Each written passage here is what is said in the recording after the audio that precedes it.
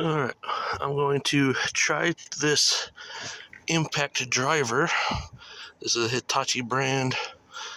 I can't find my 12 volt Milwaukee one right now. Otherwise I would test it too. I'm going to compare it to this. This time I'm going to run this with the engine running to see if it gives it more power. I don't think it will, but it's worth a shot. But I got some of these impact sockets from Harbor Freight. This is the Pittsburgh 21. It also fits on this. It's a 1/2 inch socket. So first I'm going to try the Hitachi, see if it will loosen one of these bolts on the tire, nuts on the tire.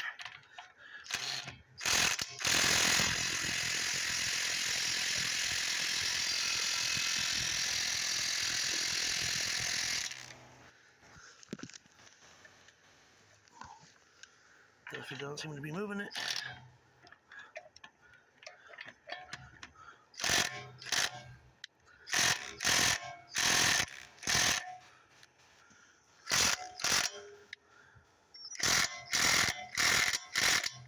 It's not going anywhere. Alright. If none of these will do it, the only other choice is either do it by hand. As you can see, that's what that looks like. It's just a 1/2 inch bit to make an impact driver into a socket tool.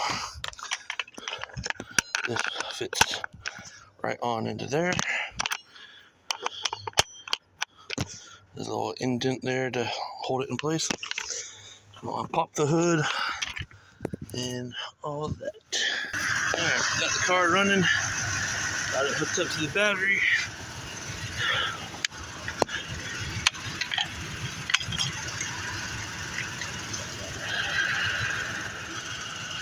And then turn it on.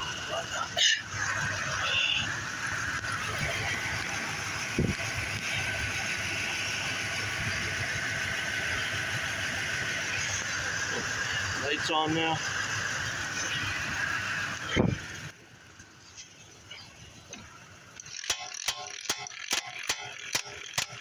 Much slower.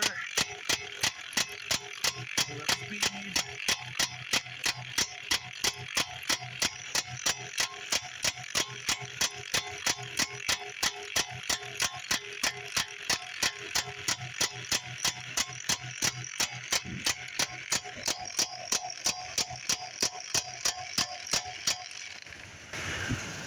Obviously, it's not working.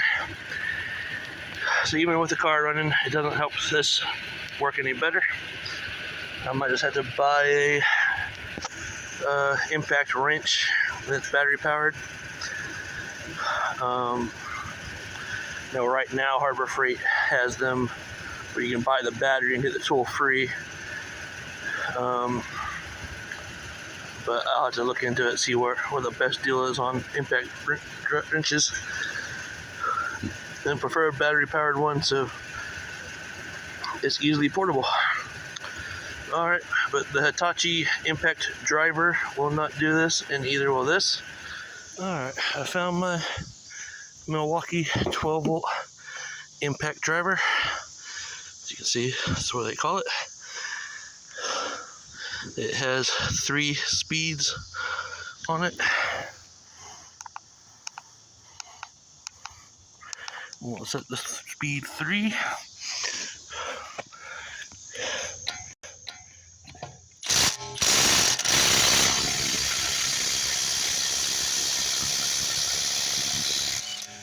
Yep, that one works. How about that? So this Milwaukee fuel 12 volt with a 4 amp hour battery will take the lug nuts off my car. I'm in my trailer. AC is set to 73. I have this remote control here. See, it's set for 73 on the remote.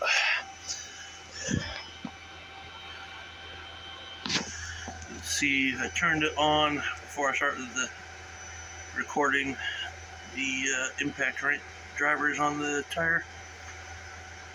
They were about 13.4 on each battery, and this was showing full battery. Now it's just slightly below full, maybe 15-30 minutes of that AC running.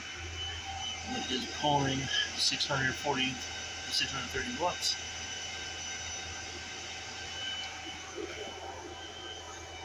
You see batteries will just drop down 13.2. They will stay there for most of the day, but at this wattage, this battery bank should last about 10 hours. Right now it's 84 degrees outside according to the internet for this area. I had it set to 83 before I turned it on, and it wasn't even running. I turned it down, and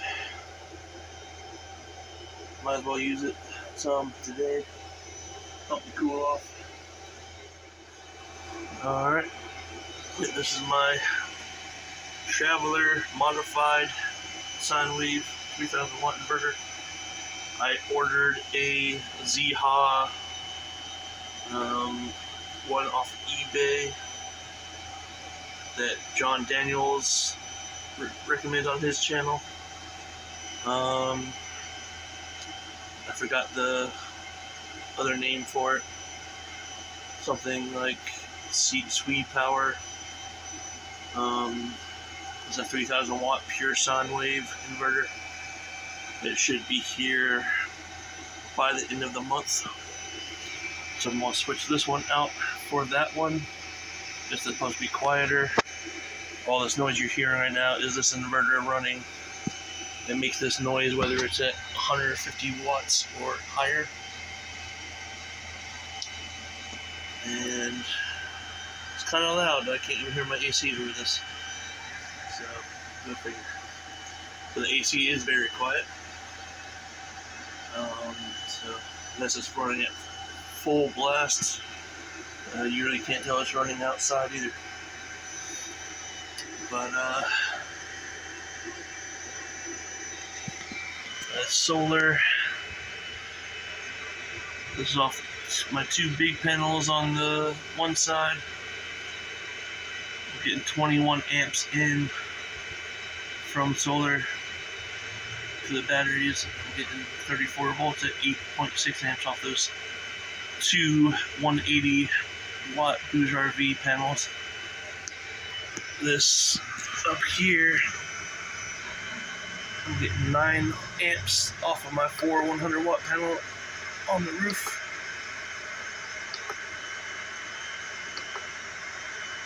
This thing has 81 degrees in here.